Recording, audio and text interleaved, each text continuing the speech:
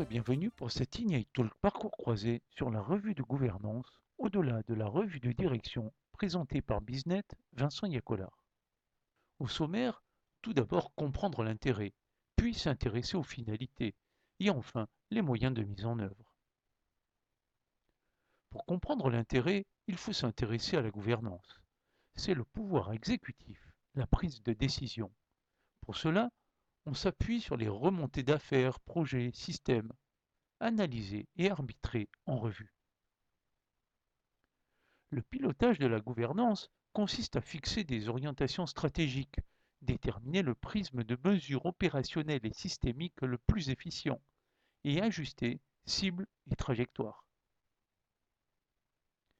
Les revues, on l'a vu, sont de différentes natures, de direction, processus, analytique, projet, stratégique, d'activité, d'affaires, d'évaluation, tout utilisé comme entrant de la revue de gouvernance.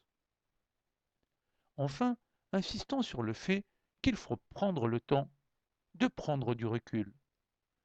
Et comme dirait un psy Solar, pour aller de l'avant, il faut prendre du recul, car prendre du recul, c'est prendre de l'élan. Passons à la finalité des revues. Elles servent à prendre des décisions permettant d'ajuster valeurs, performances, stratégie, en 3 temps et donc à 3 niveaux, en partant des prévisions et du réalisé. Focus sur les 3 niveaux de revue. La revue opérationnelle sur le cœur de métier de l'organisme, la revue systémique pour tous les sujets transverses et la revue de gouvernance pour donner le sens, piloter et arbitrer. Focus sur la vision rétroviseur qui s'appuie sur des indicateurs, bilans, analyses, reporting réalisés à partir d'objectifs stratégiques et d'objectifs de bon fonctionnement. Focus sur la vision pare-brise maintenant. Elle s'appuie sur une dynamique d'amélioration de type PDCA. L'anticipation étant plutôt portée par le plan avec des revues des objectifs, planification, risque, budget, GPEC, analyse de tendance. Focus sur les pratiques à éviter. Un manque d'intérêt des dirigeants et managers, une valeur ajoutée mal perçue, une multiplicité des instances de gouvernance, l'incapacité à prendre du recul pour la revue. Toujours dans la rubrique à éviter, des incompréhensions sur le fond de la revue de gouvernance et sur les comportements avec manque de concertation, d'intérêt, de recul, de hauteur. Les bonnes pratiques concernent la préparation, l'implication, la dynamique, les décisions, un focus sur l'essentiel et une durée appropriée, et ce, à chaque niveau, et sur des centres d'intérêt de type gouvernance. Passons à la mise en œuvre.